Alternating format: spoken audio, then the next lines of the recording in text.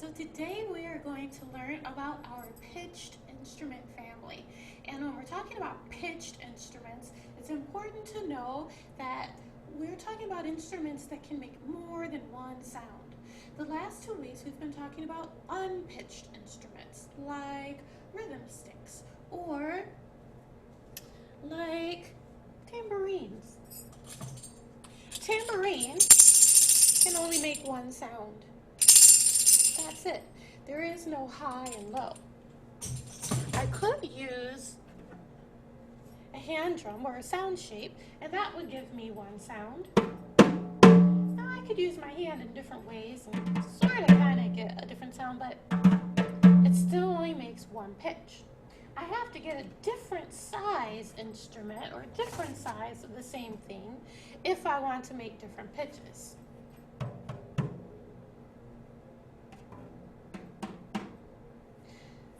But pitched instruments mean that I can take just one instrument and it can make lots of different pitches, high and low sounds. So I've got a couple of instruments that you're going to see today. One is the metallophone.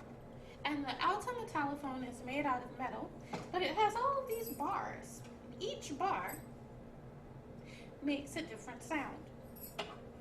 So when I play it, and of course every instrument has its own mallets. The mallets for a metallophone they're kind of hard, but they're wrapped in yarn so that you don't get any extra sound from the mallet hitting the bar. You just hear the sound of the bar vibrating. And it sounds like this.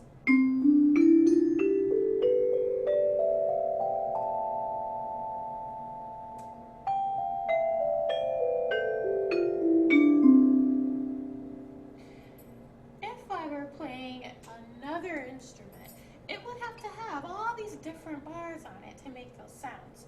Now, if I kind of put it this way, it kind of looks like a staircase, and you can notice that the bottom of the stairs, they're a lot longer, the bars are longer, and the top of the stairs, they're shorter.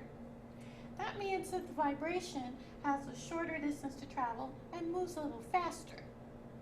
Down here, the vibration has a longer distance to travel and they move a little slower. It's kind of like when you're running a long way, you start getting tired and slowing down. But the slower the vibration, the lower the pitch. And the faster the vibration, the higher the pitch. So as I go from the longest bar to the shortest bar, I'm going from the lowest pitch to the highest pitch.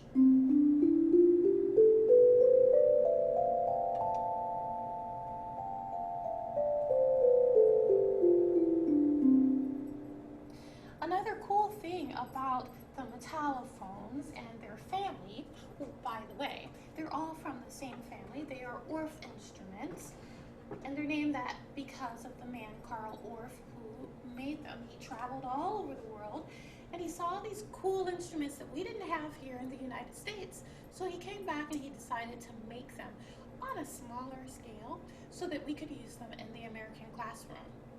Now I wish I could get my camera to work so that you could see. There are 3 different sizes of the Orff instruments, but you'll see them a little later on in our next video segment. I do want you though to hear the difference. This instrument is the soprano metallophone. It's a little bit smaller. One second, I might be able to get this camera down a bit. Maybe. Oh yeah, there we go. That works. This instrument is a little bit smaller than this one. See the difference? So this is the alto, and the other one is the soprano. When I play on the alto, we like using this one in the classroom because it sounds the most like our voices. It has the same range. When we talk about range, it means the pitch that it starts on from the lowest to the highest. The range of the alto metallophone is more like the human voice. La, do, la. So when we're matching pitch, we can really match that alto. The soprano metallophone, a lot smaller, which means the bars are a lot shorter, which means it's a higher pitch. No, and I'm not going up here today. It would be like a squeak.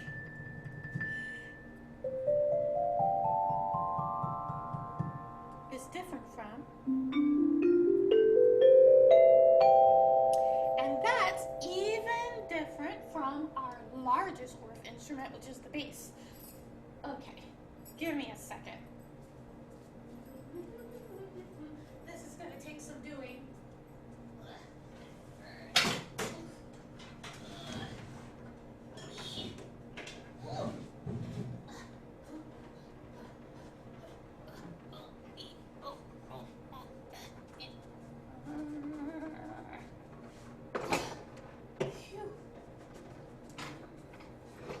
This is the bass metallophone, and it is big. Just take a look at the longest bar on the bass, compare it to the longest bar on the alto, compare it to the longest bar on the soprano. See the difference? So, of course, that means that the bass is going to sound a lot lower than our alto and our soprano. Listen. Whoops, almost forgot. I have to change my mallets because that's what make a harder sound.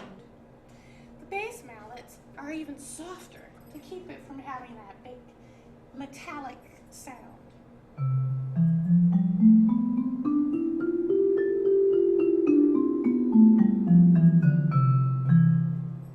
So, you've seen 3 voicings of our Orff instruments: soprano, alto, and the bass. If we were talking about the voicings of human beings, we have another one that we use. There's the soprano, which is the highest sounding female voice. La. Then we have the alto, which is the second highest, usually a female voice. La. Then we have tenor, which we don't have in our Orff family, but it is the highest sounding male voice. La. Yeah, I can get down there when I need to. The bass is the lowest sounding male voice, and nope, I'm not even gonna try to sing down that low.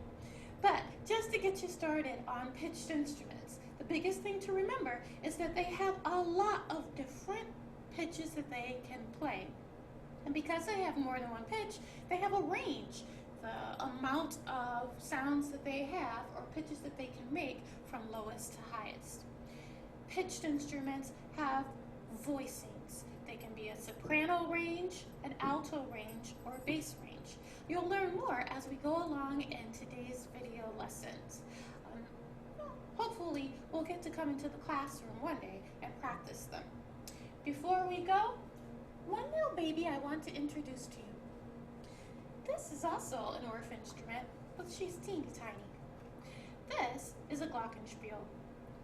You won't see this for a while because they are teeny tiny. They even have their own teeny tiny mallets. But eventually,